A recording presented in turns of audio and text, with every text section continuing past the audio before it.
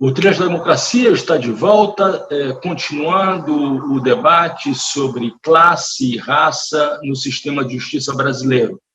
As nossas entrevistadas são as professoras da Universidade Federal de Pernambuco, Fabiana Moraes, de Comunicação Social, Maria Lúcia Barbosa, de Direito Constitucional, e Marília Montenegro, de Direito Penal e Criminologia.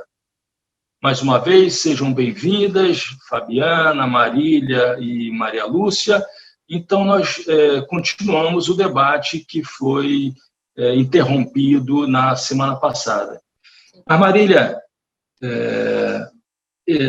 quando eu li os dois textos de Fabiana, e à medida em que nós demos início a esse debate, né, eu me lembrei de um filme, de um documentário feito por uma cineasta chamada Maria Augusta Ramos, cujo título é exatamente Justiça, salvo engano, da exibição daquele filme, do lançamento do filme da Maria Augusta Ramos, que depois também geraria um outro filme mais específico para o sistema de justiça relativa a crianças e adolescentes, né? Mas do primeiro documentário da Maria Augusta Ramos, Justiça, inclusive conta com a participação, né? Uma das personagens do filme é um dos grandes juízes de direito, aliás, ex-juiz de direito, ex-desembargador, que é o Geraldo Prado, né? Que compartilha desse senso crítico em relação à justiça criminal. Do filme, do documentário da Maria Augusta Ramos, da época do lançamento, até os dias de hoje, houve alguma modificação nesse sistema de justiça, da justiça criminal brasileira? Marquei reflexão joia, assim, eu acho que esses são dois documentários de Maria Augusta, que você traz justiça e juízo, né? Geraldo Prado está no primeiro, Geraldo era juiz ainda, ele é professor, ele dá aula, né? Numa parte do documentário ele está dando aula sobre uma coisa bem diferente e depois ele vai ter o diálogo na audiência com aquele adolescente envolvido com tráfico de drogas, se não me engano, a avó dele.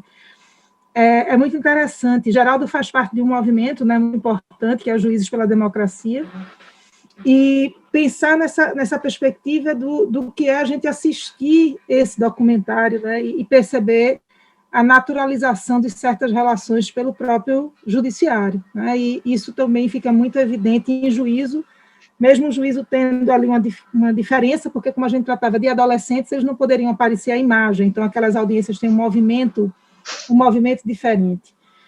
Pensando se a gente tem dificuldades e diferenças, a gente tem algumas. A gente vai perceber que algumas questões, eu acho que a Lei Maria da Penha, a gente poderia tocar nela aqui, como poderíamos tocar também no Estatuto da Criança e Adolescente, que vem de um movimento muito anterior, né, da década de 90, e a Lei Maria da Penha em 2006.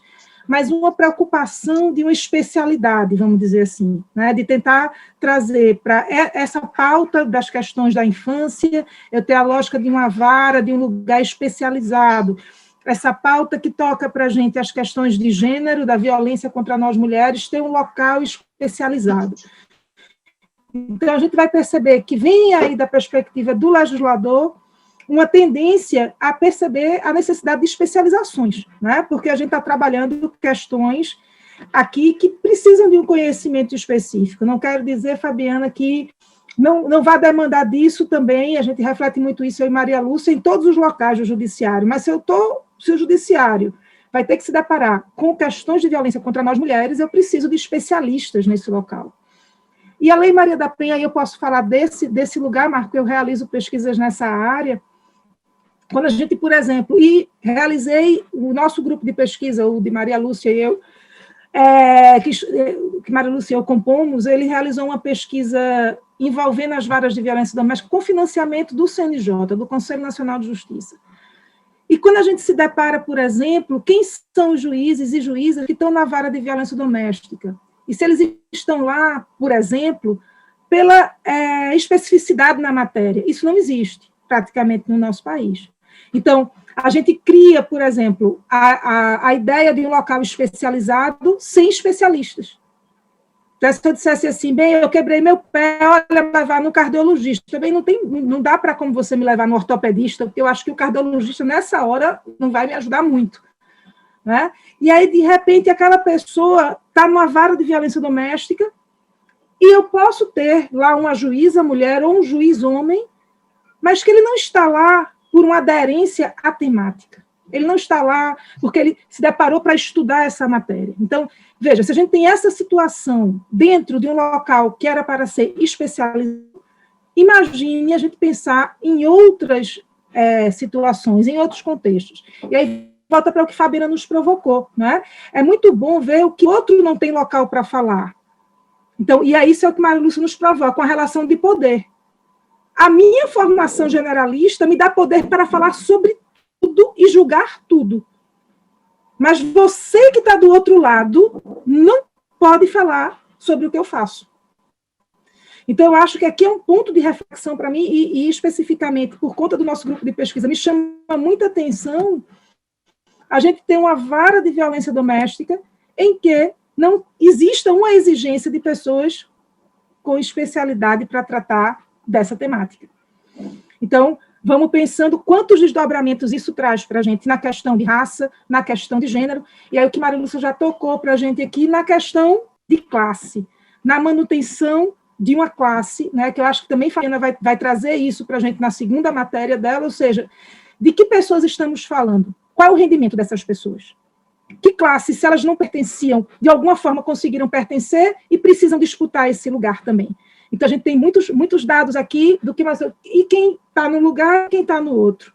Quem está no lugar que julga e quem está no lugar, né, de ser julgado dentro dessa divisão para a gente aqui das relações. Então, eu acho que é muito, muito importante. Eu acho que de justiça para juízo, e para hoje, Marcos, para voltar para fechar a tua pergunta, nós tivemos leis preocupadas com isso, de alguma forma. Né? Quando a lei vem propondo essas especialidades, vem dizendo, olha, precisamos, nas questões de gênero, ou desde a década de 90, né, nos espaços, e aí juízo nos chama a atenção. Porque também temos em juízo um local especializado para tratar de jovens. E aí a gente percebe que não existe preparo daquelas pessoas, daquela magistrada, daquele Ministério Público, ou daquele defensor público, para tratar sobre essas questões. O que existe sempre muito presente para a gente é um discurso de uma classe social dando lição de moral para uma outra classe social. Então, aparece para a gente é a lógica do sermão. Eu tenho poder para fazer um sermão e você escute o que eu tenho a te dizer, né? Mas aí é só algumas coisas que vieram na minha cabeça aqui. Malu, o fato de nós vivermos numa sociedade tão profundamente desigual em termos sociais, em termos étnico-raciais, né? Não acaba por gerar uma falta de empatia mínima entre aquele que julga e quem é julgado? Ou seja, existe uma tal apartação, né, no Brasil, da mesma forma que existe nos Estados Unidos, guardadas as devidas proporções, né? Essa apartação social, ela não facilita, né, ela não aprofunda, na verdade, ela não torna a consciência do juiz mais tranquila para impor um conjunto de penas mais severas a esses setores sociais, jovens, negros, de periferia. Ou eu estou enganado? Marco, eu acho que sim. Eu acho que, na verdade, o fosso que existe, né, entre os ricos e pobres, e aí eu preciso fazer uma consideração aqui. Quando a gente fala do Poder Judiciário, a gente está falando das pessoas de classe média, né? A classe média no Brasil, a renda média no Brasil, está muito, muito aquém da média salarial da magistratura, né? Que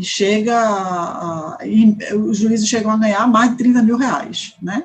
Então, assim, eu não estou falando de uma classe média, eu estou falando de ricos, né? São ricos no Brasil que julgam pobres, tá? Mas eu não acho que é uma questão apenas de classe, sabe, Marco? Essa questão, talvez o aspecto mais sensível, no qual Fabiana tocou, é do racismo. As pessoas precisam se reconhecer racistas, porque o argumento de classe é o argumento que encobre toda essa discussão. Mas a pessoa é pobre, né? A pessoa é um excluído social e por isso ele roubou. Os negros estão no sistema carcerário, estão encarcerados porque eles roubam mais. Mas não é só isso. Não é só isso. Há um componente racial muito intenso, né, que é um problema de formação mesmo da sociedade brasileira. A gente ainda reinventa mecanismos de reinvenção de uma escravização, né? Então, a gente cria novos mecanismos, a gente reinventa novas técnicas de excluir sempre os mesmos sujeitos, né? Então, a gente precisa enfrentar a questão racial, sabe? E a gente precisa enfrentar a questão racial em todas as esferas. Isso que o aspecto no qual a Fabiana tocou é um aspecto central, né? É uma juíza branca.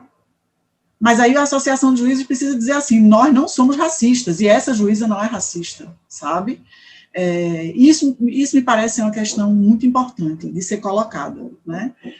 E a reação à crítica, né? A reação à crítica ao racismo foi uma reação, assim, muito intensa, que nos revela que essa crítica ela é pertinente, né? É compreensível até em termos psicanalíticos, né? Pois é. Veja, de partir para o ataque, né?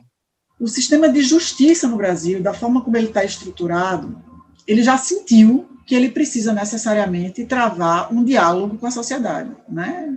Quer dizer, ele precisa justificar que há uma iniciativa de diálogo, mas diálogo pressupõe troca, né? Se o artigo de Fabiana foi lido com uma reação dessas, é porque, na verdade, as pessoas não estão, o sistema de justiça não está disposto a dialogar, tá? Mas o CNJ, ele nasce com essa proposta, né? O CNJ nasce com a proposta de democratizar o sistema de justiça, de permitir que a sociedade tenha uma interlocução, né, com a institucionalidade do sistema de justiça.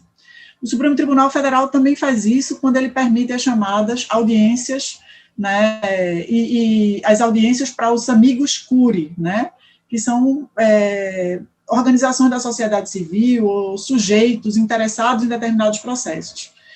Há pesquisas muito interessantes sobre essa tentativa de democratização, sabe, Marco? A professora Carol Vestena, a tese de doutorado dela foi nesse sentido, e ela mostra que, mesmo quando o Poder Judiciário ele tenta se abrir à escuta da sociedade civil, o lugar dessas audiências de custódia são lugares extremamente hierarquizados. As pessoas que entram ali, elas vestem terno, elas falam a mesma linguagem dos magistrados, né? A forma delas se colocarem e a forma delas se habilitarem é uma forma extremamente restrita. Como é que os juízes, de fato, têm contato, né? Como é que o sistema de justiça ele tem contato com a sociedade? Bom, ele tem contato quando ele encarcera. A grande maioria da população, quando ele encarcera, né? Então, esses espaços, mesmo os espaços institucionais que o próprio sistema de justiça abre para a sociedade, esses não são espaços de diálogo. Eles não são espaços. Esses espaços são construídos para legitimar as decisões, mas não para permitir uma real interlocução. Tá? E essas pesquisas mostram isso. Mostram, por exemplo, que algumas vezes nessas próprias audiências, né, e nessas próprias reuniões do Supremo Tribunal Federal, os próprios ministros relatores dos processos não comparecem, né, às sessões onde há intervenção dos amigos curi, tá? Então, veja, é muito carente de interlocução, de participação democrática. A gente tem um sistema de justiça em que os juízes são investidos numa função vitalícia, né? Porque enquanto todos os demais servidores públicos eles são estáveis, o magistrado ele é vitalício, tá? A gente investe pessoas numa função vitalícia sem que haja nenhuma possibilidade de interlocução com a sociedade a respeito da qualidade desse trabalho, de como esse trabalho vem sendo prestado, né? E ainda mais é um espaço, né, institucional que não permite interlocução e não permite crítica, né? ou quando permite a interlocução, esses atores têm que ser atores designados, propostos, e que falem a mesma linguagem do sistema de justiça, né? Qualquer advogado sabe que não deve desagradar o juiz, sabe? Qualquer advogado sabe como se portar e como ele deve discordar do juiz em determinadas circunstâncias. E ele sabe muito bem disso, e procura se adequar a esse cenário exatamente para não ferir o interesse do seu cliente, né? A atitude de Fabiana foi uma atitude de extrema coragem, e talvez somente uma pessoa que está fora do sistema, somente alguém que não é jurista, né, tenha coragem de tocar nessa ferida assim como ela fez, sabe?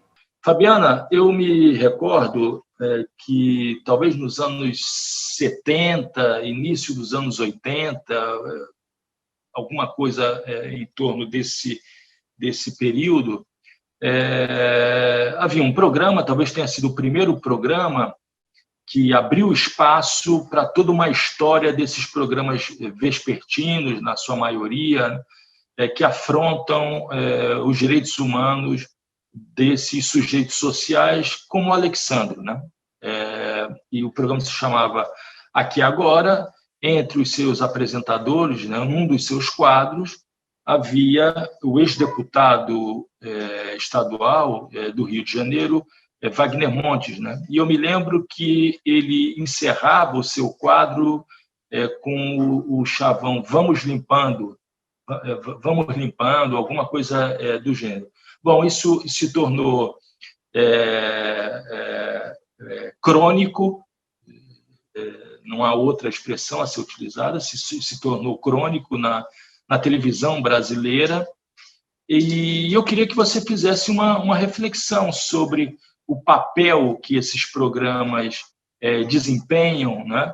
E por quais razões, né? Não há uma reação proporcional por parte do judiciário, aquela reação que foi feita contra você, né, nas notas emitidas pela Associação de Magistrados e pelo Tribunal de Justiça, questionando esses programas. Sim. Tem um termo que você usou aí, que o Wagner Montes usava, né, de limpar, né, terminar, vamos limpando, que só para fazer também uma associação com o jornalismo, entendendo justamente aquilo que eu falei um pouco antes, esse sistema judiciário e midiático, e aí especificamente o lugar da imprensa, como correlatos, como irmãos também, em toda uma lógica de como organizar a sociedade. Eu me lembro de uma manchete que teve no JC uma vez, e aí que é muito comum também no jornalismo nacional, assim, já vi várias vezes, que é tipo, a prefeitura limpa as ruas, a prefeitura promove uma faxina nas ruas, e essa faxina é tirar as pessoas daquele lugar. Eu já vi isso várias vezes, sabe? Assim, faxina, a ideia de tirar a sujeira. A sujeira é justamente essa população. O famoso discurso higienista, né? Exatamente, exatamente. E aí, eu acho que esses programas policiais, que no seu limite também são tentativas de vários desses veículos de imprensa em quase promover um programa de humor para a classe média, né? E aí muitas vezes estão entrevistando uma pessoa ali que foi presa e a câmera vai na cara, a pessoa é suspeita, muitas vezes, inclusive, mas a câmera vai para a cara e mostra a pessoa, e a pessoa coloca o microfone e tenta que ela faça, né, que ela fale. O jornalista só faz isso porque ele tem um espaço garantido dentro daquela lógica de justiça aí na delegacia, né, quando está fazendo essas matérias, ele tem esse espaço garantido, né? Assim, muitas vezes são, inclusive, muito próximos das pessoas, delegados, policiais, juízes, embargadores, tudo isso. Travestis são, tipo, personagens comuns nesse sentido, nesses programas. Então, é muito engraçado rir de travestis, né? De fazer piada. E é isso, né? Eu não vejo o sistema judiciário enquadrar, né, a imprensa nesse sentido. E aí, por que não enquadra? Porque faz um trabalho correlato, né? Acaba fazendo esse trabalho correlato. Eu como juíza, mando essa população preta e geralmente pobre para o chilindró, e a empresa também está fazendo o seu julgamento, né? Quando coloca a câmera no teu rosto ali, coloca o microfone e diz assim, você roubou mesmo? O que é que você queria fazer? Né? Então, a gente tem um primeiro julgamento, a gente pode falar isso, e aí depois passa aquela pessoa para um segundo momento e ela vai ser julgada lá. Eu só queria lembrar, e que eu acho que tem muita relação com tudo isso, né, que é interessante observar como depois notícias a respeito do judiciário, e acho que nos últimos anos, acho que essa ficha tem caído melhor no espaço do jornalismo, especificamente, isso que tanto Marília quanto Malu já falaram, né, desse lugar que é, de fato, uma casta, eu não sou a primeira pessoa que diz isso, eu acho que, assim, tem se tornado uma situação insustentável, né?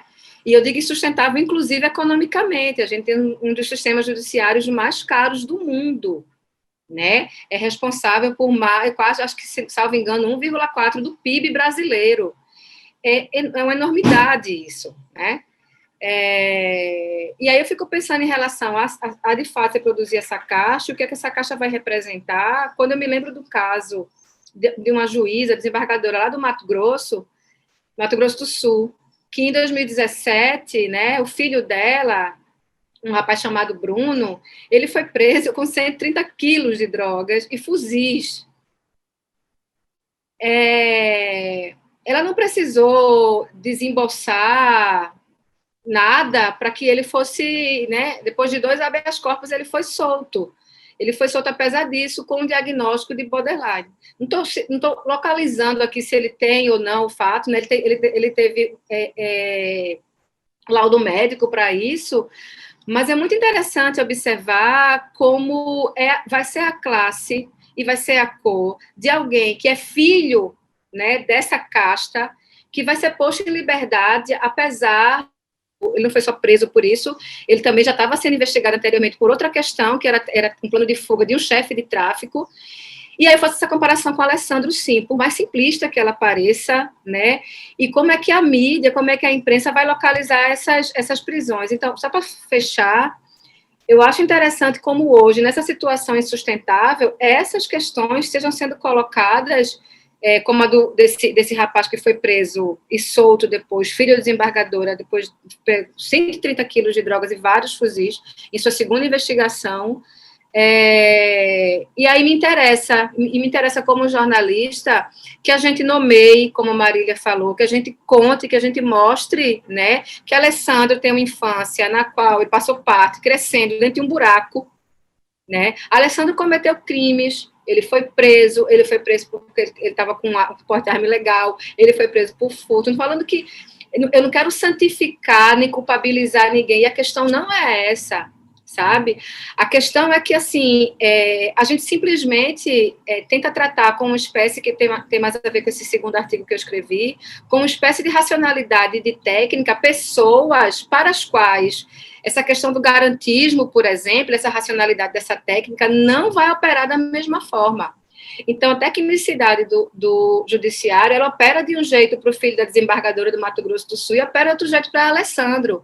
E eu acho que, finalmente, tem um movimento que está acontecendo no país, que vem de baixo, não vem de cima, como quase todos eles, que está fazendo com que a própria imprensa também, sabe, se coloque mais em relação a essas questões, sabe, se coloque mais em questões de programas policiais absurdos, né?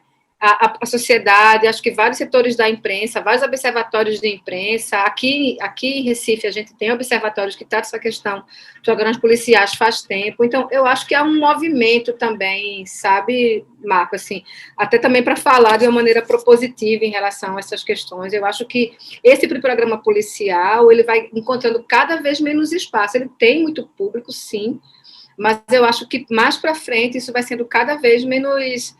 Sabe, assim, é insustentável que isso continue a acontecer, como é insustentável manter que nós mantenhamos uma casta como é o sistema judiciário brasileiro também.